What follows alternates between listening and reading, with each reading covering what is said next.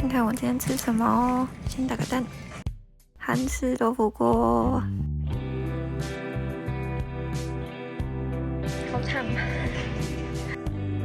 这家的汤比较咸，我点 regular 的辣度，可是没有很辣。豆腐很嫩，分量很大。然后我点的是牛肉口味的，牛肉就是小块小块的那种，不是一整块的。